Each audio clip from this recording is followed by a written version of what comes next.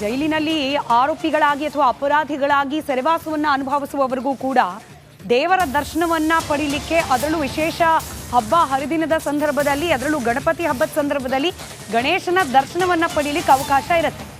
ಆದರೆ ದರ್ಶನ್ಗೆ ಗಣಪನ ದರ್ಶನ ಸಿಕ್ಕಿಲ್ಲ ಅನ್ನೋ ಮಾಹಿತಿ ಲಭ್ಯವಾಗ್ತಾ ಇದೆ.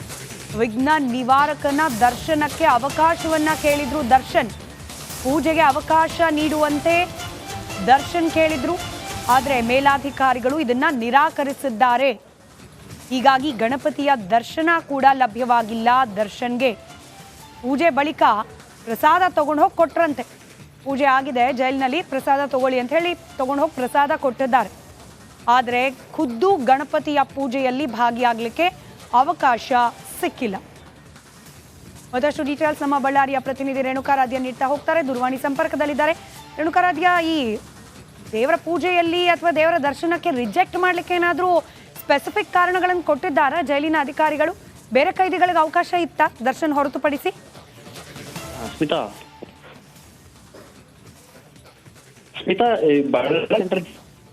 ಗಣಪತಿ ಹಬ್ಬವನ್ನ ಆಚರಣೆ ಮಾಡಲಾಗ್ತಾ ಇರ್ತಕ್ಕಂಥದ್ದು. ಈಗಾಗಲೇ ಗಣಪತಿ ಮೂರ್ತಿಗೆ ವಿಶೇಷವಾಗಿ ಪೂಜೆಯನ್ನ ಮಾಡಿ ಇತರ ಕೈದಿಗಳಿಗೆ ನೋಡೋದಕ್ಕೂ ಕೂಡ ಅವಕಾಶವನ್ನ ಮಾಡಿಕೊಟ್ಟಿದ್ದಾರೆ. ಜೊತೆಗೆ ಪ್ರಸಾದವನ್ನು ಕೂಡ ಕೊಟ್ಟಿರ್ತಕ್ಕಂಥದ್ದು. ಅಂದ್ರೆ ದೇವಸ್ಥಾನ ಜೈಲಿನಲ್ಲಿ ಪೂಜೆ ಆದ ಬಳಿಕ ದರ್ಶನ್ ಅವರು ಇರ್ತಕ್ಕಂಥ ಹೈ ಸೆಕ್ಯೂರಿಟಿ ಸೆಲ್ಗೆ ಪ್ರಸಾದವನ್ನ ಕೊಂಡೊಯ್ತಾರೆ. ಜೊತೆಗೆ ಅಂದ್ರೆ ಮಧ್ಯಾಹ್ನದ ಊಟ ಕೊಡ್ತಾರೆ. ಅದಕ್ಕೆ ಇವತ್ತು ಹಬ್ಬ ಇರ್ತಕ್ಕಂಥ ಹಿನ್ನೆಲೆಯಲ್ಲಿ ಪಾಯಸ ಹಾಗೂ ಅನ್ನ ಸಾರನ್ನ ತೆಗೆದುಕೊಂಡು ಹೈ ಸೆಕ್ಯೂರಿಟಿ ಸೆಲ್ಗೆ ಕೊಟ್ಟಾಗ ದರ್ಶನ್ ಅವರು ಇವತ್ತು ಗಣಪತಿ ಹಬ್ಬದ ಬಗ್ಗೆ ಮಾಹಿತಿಯನ್ನು ಪಡೆದು ಜೈಲಿನಲ್ಲಿ ಆಚರಣೆ ಮಾಡ್ತಾ ಇರ್ತಕ್ಕಂಥ ವಿಚಾರದ ಬಗ್ಗೆ ದರ್ಶನ್ ಅವ್ರಿಗೆ ಗೊತ್ತಾಗುತ್ತೆ. ಹೀಗಾಗಿ ಅವರು ಕೇಳ್ತಾರೆ, ಅಂದ್ರೆ ಜೈಲು ಅಧಿಕಾರಿಗಳಿಗೆ ಮನವಿಯನ್ನ ಮಾಡ್ತಾರೆ, ನಾನು ಇವತ್ತು ಗಣೇಶನನ್ನ ದರ್ಶನ ಮಾಡಬಹುದು ಆ ಜೈಲಿನಲ್ಲಿ ಅಂತ ಕೇಳ್ತಾರೆ. ಆದ್ರೆ ಹೈ ಸೆಕ್ಯೂರಿಟಿ ಸೆಲ್ ನಲ್ಲಿ ಇರ್ತಕ್ಕಂಥ ದರ್ಶನ್ ಅವ್ರಿಗೆ ಅಂದ್ರೆ ಪೂಜೆ ಮಾಡ್ತಾ ಇರ್ತಕ್ಕಂಥ ಭಾಗಕ್ಕೂ ಹೈ ಸೆಕ್ಯೂರಿಟಿ ಸೆಲ್ಗೂ ಸಾಕಷ್ಟು ದೂರ ಇರ್ತಕ್ಕಂಥದ್ದು. ಒಂದು ಕಡೆಗೆ ಆ ಗಣೇಶನ ಮೂರ್ತಿ ರೈಟ್, ಆಡಿಯೋ ಸಂಪರ್ಕ ಸರಿಯಾಗಿರ್ತಿರ್ಲಿಲ್ಲ. ರೇಣುಕಾರಾಧ್ಯ ನಮ್ಮ ಪ್ರತಿನಿಧಿ ಮಾಹಿತಿಯನ್ನ ನೀಡ್ತಾ ಇದ್ರು. ಬೇರೆ ಖೈದಿಗಳಿಗೆ ಅವಕಾಶ ಸಿಕ್ಕರೂ ಕೂಡ ಗಣಪತಿಯನ್ನ ನೋಡ್ಲಿಕ್ಕೆ ದರ್ಶನ್ಗೆ ಅವಕಾಶ ಸಿಕ್ಕಿಲ್ಲ. ನೋಡಿ, ಒಂದ್ ಕಡೆ ದೃಶ್ಯದಲ್ಲಿ ಗಮನಿಸ್ತಾ ಇದ್ದೀರಿ, ಈ ಬಳ್ಳಾರಿಯ ಕಾರಾಗೃಹದ ಒಳಗಡೆ ಗಣಪತಿಯನ್ನ ಕೂರಿಸಿ ಪೂಜೆ ಮಾಡಲಾಗಿದೆ. ಅದಕ್ಕೆ ಗಣಪತಿ ತರ್ತಾ ಇದ್ದ ಸಂದರ್ಭದ ದೃಶ್ಯ ಇದು. ಜೈಲಿನ ಸಿಬ್ಬಂದಿ ಹಾಗೆ ಇತರೆ ಖೈದಿಗಳೆಲ್ಲ ಸೇರಿ ಗ್ರ್ಯಾಂಡ್ ಆಗಿ ಹಬ್ಬ ಸೆಲೆಬ್ರೇಟ್ ಮಾಡಿದ್ದಾರೆ. ಬಟ್ ದರ್ಶನ್ ಹೈ ಸೆಕ್ಯೂರಿಟಿ ಸೆಲ್ನಲ್ಲಿ ಒಬ್ಬರೇ ಕೂತಲ್ಲೇ ದೇವರಿಗೆ ಕೈ ಮುಗಿಯೋ ಪರಿಸ್ಥಿತಿ.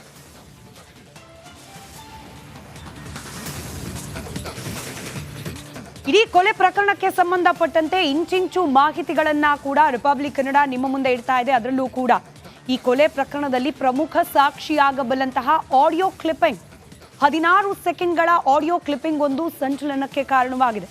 ಅದರ ಡೀಟೇಲ್ಸ್ ಏನು, ಹಾಗೆ ಕೊಲೆ ಪ್ರಕರಣಕ್ಕೆ ಸಂಬಂಧಪಟ್ಟಂತೆ ಇದು ಯಾವ ರೀತಿ ಕಂಟಕವಾಗಬಹುದು, ಅದರ ಡೀಟೇಲ್ಸ್ ನಿಮ್ಮ ಮುಂದೆ.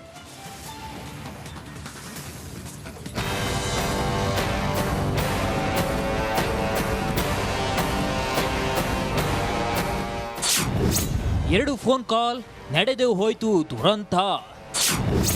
ದರ್ಶನ್ ಪವಿತ್ರಾಗೆ 16 ಸೆಕೆಂಡ್ ತಂದ ಸಂಕಷ್ಟ.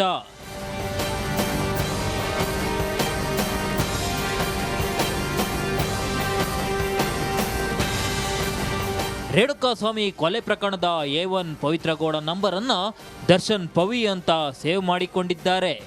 ತನಿಖೆ ವೇಳೆ ಪೊಲೀಸರು ಮೊಬೈಲ್ನ ಮಾಹಿತಿ ರಿಟ್ರೀವ್ ಮಾಡಿದಾಗ ಇಂತಹ ಸಂಗತಿಗಳು ಬಯಲಾಗಿದೆ. ಇದಷ್ಟೇ ಅಲ್ಲದೆ ಕೊಲೆ ನಡೆದಿದ್ದ ಪ್ಲಾನ್ ಕೇವಲ 16 ಸೆಕೆಂಡ್ನಲ್ಲಿ ನಿರ್ಧಾರವಾಗಿರುವ ಅಂಶ ಪತ್ತೆಯಾಗಿದೆ.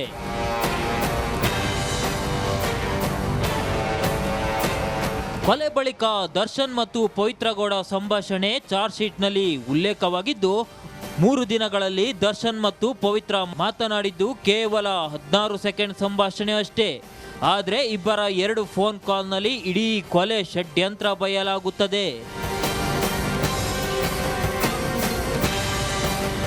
ದರ್ಶನ್ ಮತ್ತು ಪವಿತ್ರಗೌಡ 2 ಮೊಬೈಲ್ ರೇಣುಕಾಸ್ವಾಮಿ ಕೊಲೆ ಕೇಸಿನ ಮೋಸ್ಟ್ ಇಂಪಾರ್ಟೆಂಟ್. ಚಾರ್ಜ್ ಶೀಟ್ನಲ್ಲಿ ಉಲ್ಲೇಖವಾಗಿರುವ ಎಕ್ಸ್ಕ್ಲೂಸಿವ್ ಡೀಟೇಲ್ಸ್.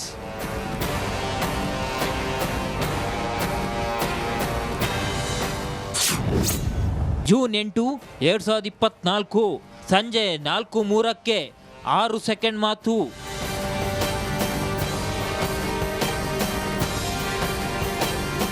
ಹೌದು, ಜೂನ್ 8, 2024ರಂದು ಸಂಜೆ 4:03ಕ್ಕೆ 6 ಸೆಕೆಂಡ್ನಲ್ಲಿ ದರ್ಶನ್ ಹಾಗೂ ಪವಿತ್ರ ಗೌಡ ಮಾತನಾಡಿದ್ದಾರೆ.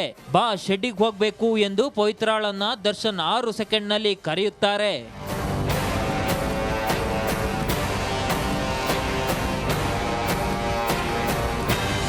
ಜೂನ್ 9, 2024ರಂದು ಇಡೀ ದಿನ ದರ್ಶನ್ ಪವಿತ್ರಾಗೆ ಯಾವುದೇ ಕರೆಯನ್ನ ಮಾಡಿಲ್ಲ.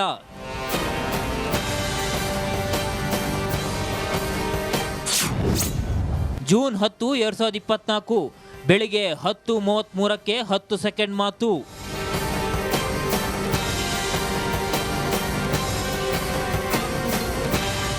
ಇನ್ನು ದರ್ಶನ್ 2ನೇ ಬಾರಿಗೆ ಪವಿತ್ರ ಗೌಡಗೆ ಕರೆ ಮಾಡಿರುವುದು ಜೂನ್ 10, 2024 ಬೆಳಿಗ್ಗೆ 10:30ಕ್ಕೆ. ಕೇವಲ 10 ಸೆಕೆಂಡ್ ಮಾತನಾಡಿರ್ತಾರೆ. ಅಷ್ಟೊತ್ತಿಗಾಗಲೇ ಪೊಲೀಸರು ಬಂಧಿಸುವ ಸೂಚನೆ ಸಿಗುತ್ತಿದ್ದಂತೆ ದರ್ಶನ್ ಪವಿತ್ರಗೆ ಕಾಲ್ ಮಾಡಿ ಪೊಲೀಸರು ಕೇಳಿದ್ರೆ ನನಗೇನೂ ಗೊತ್ತಿಲ್ಲ ಎಂದು ಹೇಳುವಂತ ಕರೆ ಕಟ್ ಮಾಡಿದ್ದಾರೆ.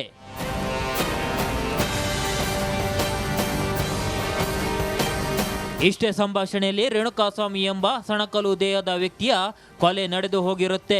ಹೇಮಂತ್ ಎಂಬುವರ ದಾಖಲೆ ನೀಡಿ ದರ್ಶನ್ ಸಿಮ್ ಬಳಸುತ್ತಿರುತ್ತಾರೆ. ಈ ಸಿಮ್ ರಿಟ್ರೀವ್ ಮಾಡಿದ ಪೊಲೀಸರಿಗೆ ಈ ಸಂಭಾಷಣೆ ಸಿಕ್ಕಿದೆ.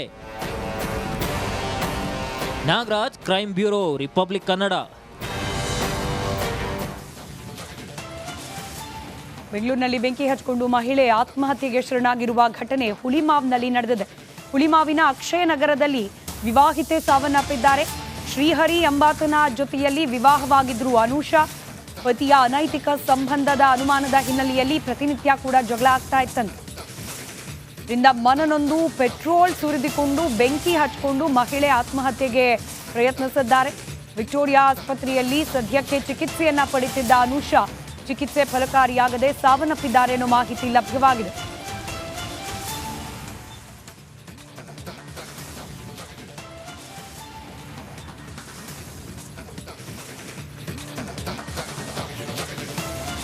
ಪತ್ನಿಗೇನೆ ಪತಿ ಮೊಬೈಲ್ನಲ್ಲಿ ಅಶ್ಲೀಲ ವಿಡಿಯೋಗಳನ್ನ ತೋರಿಸಿ ವಿಚಿತ್ರವಾಗಿ ಟಾರ್ಚರ್ ನೀಡ್ತಿದ್ದ ಅನ್ನೋ ಮಾಹಿತಿ ಇದೆ.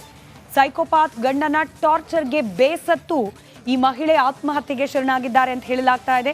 ಪ್ರತಿನಿತ್ಯ ಅಶ್ಲೀಲ ವಿಡಿಯೋಗಳನ್ನ ತೋರಿಸಿ ಅನುಷಾಗೆ ಕಿರುಕುಳ ನೀಡ್ತಾ ಇದ್ದಂತೆ ಪತಿ ಮಹಾಶಯ. ಹೆಂಡತಿ ಮುಂದೆ ಇನ್ನೊಂದು ಹುಡುಗಿ ಜೊತೆ ಪಾಪಿ ಪತಿ ಸಲುಗೆಯಿಂದ ವರ್ತನೆ ಕೂಡ ಮಾಡ್ತಿದ್ದಂತೆ. ಇದೆಲ್ಲ ಕಂಡು ಬೇಸತ್ತು ಅನುಷಾ ಪೆಟ್ರೋಲ್ ಸುರಿದುಕೊಂಡು ಆತ್ಮಹತ್ಯೆಗೆ ಶರಣಾಗಿದ್ದಾರೆ ಅಂತ ಹೇಳಲಾಗ್ತಾ ಇದೆ.